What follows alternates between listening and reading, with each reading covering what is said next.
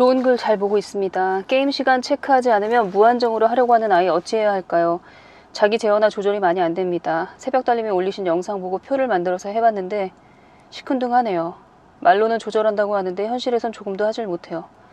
제가 그래서 뭐라고 답변을 드렸냐면 몇 살인지 모르겠네요.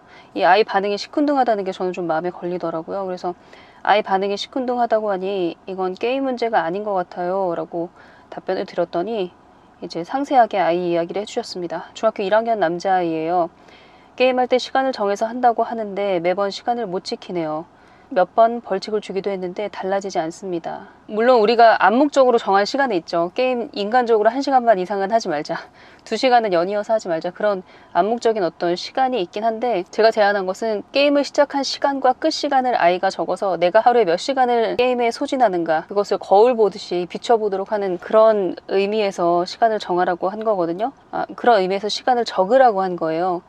여기 엄마는 시간을 정해놓고 그 시간을 벗어나면 아이를 벌을 줬다고 했어요. 이 이야기를 듣고 영상을 찍어서 좀 더 자세히 얘기를 해줘야겠다라는 생각을 했습니다. 왜냐하면 제가 아이한테 게임을 시작한 시간과 끝난 시간을 적어서 하루에 몇 시간을 게임에 쓰는지를 파악하라고 하는 이유는 뭐냐면, 거봐, 너 이렇게 의지가 약하다니까 맨날 못 지키지, 못 지켰으니까 벌받아, 이렇게 벌칙을 주기 위해서 이런 규칙을 세우는 게 아니라, 제가 아이랑 상의를 해서 규칙을 세우는 이유는 일주일 동안 그 규칙을 분명히 어기는 날이 반 이상일 거예요. 제대로 해낸 날이 일주일에 2번 정도, 많아야 2번 정도일 건데, 저는 그 2번을 콕 집어서 거봐, 마음먹으면 하잖아, 네가 의지가 약한 게 아니라니까, 할 수 있다니까, 칭찬을 해주고 아이의 자존감을 높여주고, 그러니까 할 수 있다라는 그런 자아 존중감, 나라는 인간은 일주일에 1번은 꼭 약속을 지켜, 이런 할 수 있다라는 자신감과 해냈다라는 성취감, 그래도 이틀은 내가 성공했어, 작은 성공의 벽돌을 벌써 2개나 쌓았어, 이렇게 칭찬하는 도구로, 아이를 북돋는 그런 도구로 쓰기 위해서 규칙을 세웠어요. 예를 들어서 날마다 해야 할 일이 4가지 정도 있다고 쳐요. 피아노 연습하기, 영어 챕터북 읽기, 수학 문제집 풀기, 아니면 영어 영상물 하나 보기, 그리고 게임 제한 시간 안에 끝내기. 기분 좋게 예를 들어 2판 하고 끝내기, 3판만 하고 끝내기, 이런 것들을 세워서 5개 할 일 혹은 규칙을 아주 퍼펙트하게 클리어하는 날도 물론 있겠지만 아닌 날이 대부분일 거란 말이에요. 여러분들 그러면 그 규칙을 어겼다고 해서 벌 주지 마시고요, 규칙을 지킨 날 그것을 해냈다라는 기쁨, 해내서 너무 기특하다라는 그런 칭찬, 거기에 좀 초점을 맞추셨으면 좋겠어요. 그래서 저는 실제로 저희 아이가 5가지 할 일 중에 겨우 3가지밖에 못했지만 그 3가지 한 걸 좀 추켜 세웠어요. 야, 그래도 네가 양심은 있어서 항상 요 3가지는 하더라, 요렇게요. 그러니까 아이가 어겼던 규칙, 예를 들어 게임을 1시간 반만 하고 끊기로 했는데 2시간 하고 2시간 반까지 한 날이 있어. 그날은 저는 그것에 대해서 입 밖으로 꺼내지 않아요.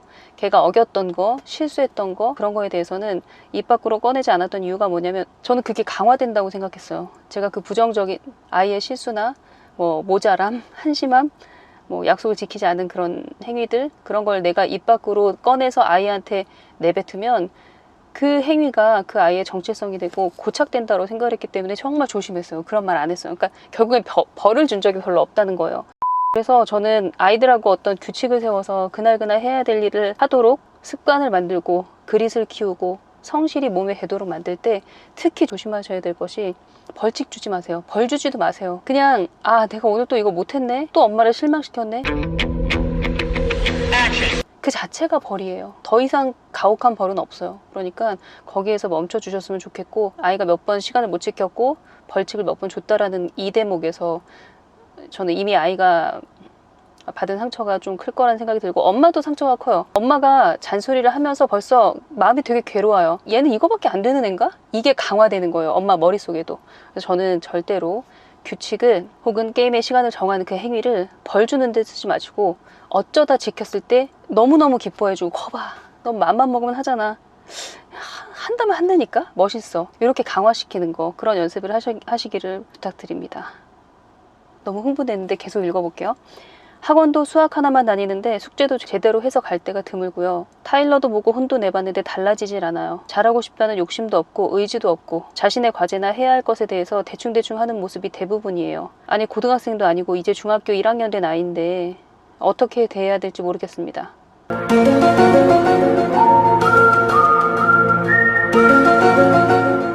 자, 요 대목에서 지금 수학학원 하나 다니나 봐요. 수학학원 하나 다니는데 수학 숙제를 제대로 해갈 때가 드물다. 자, 이 지점에서 우리가 좀 한번 생각해 봐야 될 것이 뭐냐면, 이 아이가 이 수학학원 숙제 하나잖아요.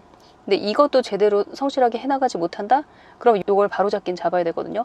근데 이 아이가 숙제를 제대로 안 하는 원인에 대해서 세 사람이 한 마음이 돼서 분석을 해야 돼요. 저도 이런 과정이 있었기 때문에, 그리고 또 이런 고비에서 어떻게 넘겼는지에 대한 어떤 나름의 생각이 있기 때문에 말씀을 드릴 수 있는데, 수학학원에서 내주는 숙제를 아이가 제대로 안 할 경우는 여러 가지 이유가 있을 거예요. 하나는 수학 숙제가 물리적으로 해내기가 너무 어려울 정도로 양이 많아. 그리고 아이가 감당하기 어려울 정도로 양이 많다. 그래서 다 못하는 경우도 있고, 또 하나는 숙제를 안 해가도 학원에서 크게 혼나질 않아.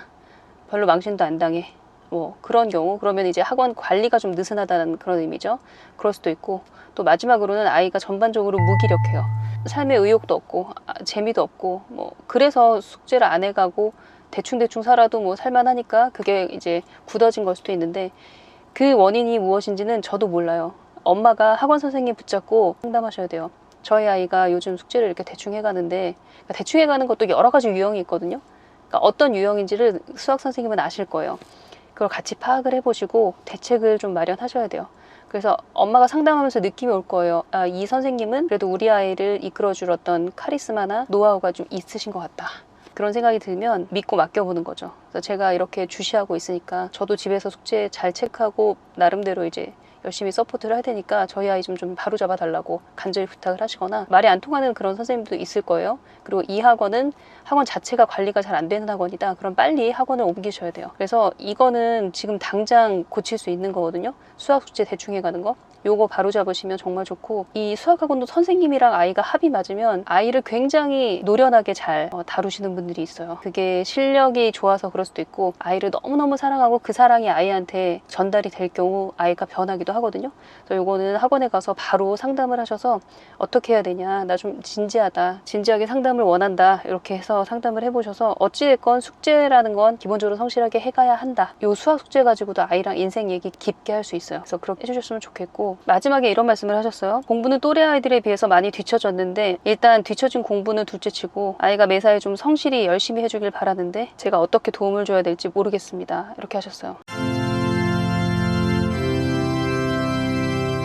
아이가 불성실하고 불성실히 몸에 밴 아이는 그 아이 잘못이 아니에요. 사실 엄밀히 말하면 성실을 몸에 배도록 습관을 만들어준 부모가 없기 때문에 그래요.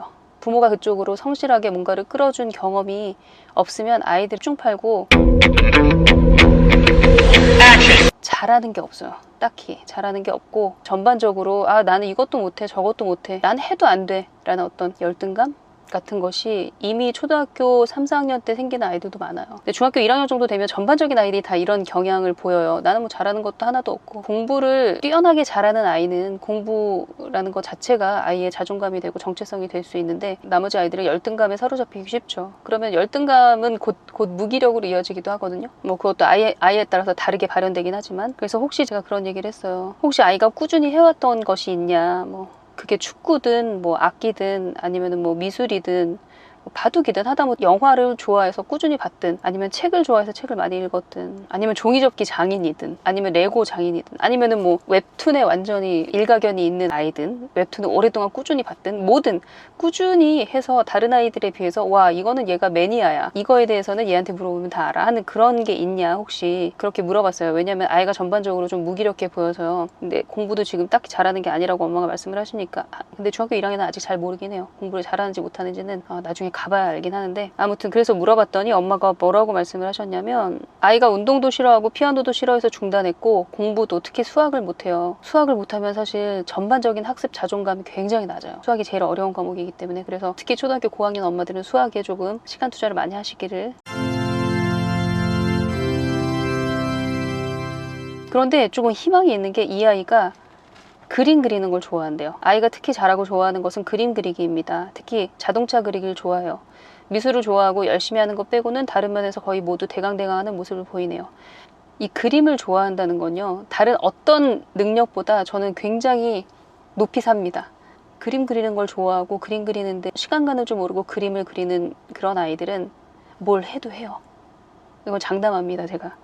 그래서 요거 잘 살려주면 진짜 좋아요. 이 아이는 행복한 아이예요. 자기가 좋아하고 빠져 할 수 있는 무언가가 이미 있는 아이예요. 그럼 이 아이는 이 미술 때문에 인생이 바뀔 수도 있어요. 짧게 보면 중고등학교 인생이 바뀔 수가 있습니다. 그래서 제가 너무 반가웠어요. 이 얘기를 듣고. 그런데 엄마가 어떤 고민을 하냐면 그림 그리기가 특기이고 취미여서 미대도 생각은 해보는데 경제 사정상 미대 입시를 제대로 뒷바라지 해줄 수 있을까 하는 생각도 합니다. 그림 그릴 때만 몰입하는 걸 어떻게 다른 쪽으로 할 수 있을지를 생각해 봐야겠어요.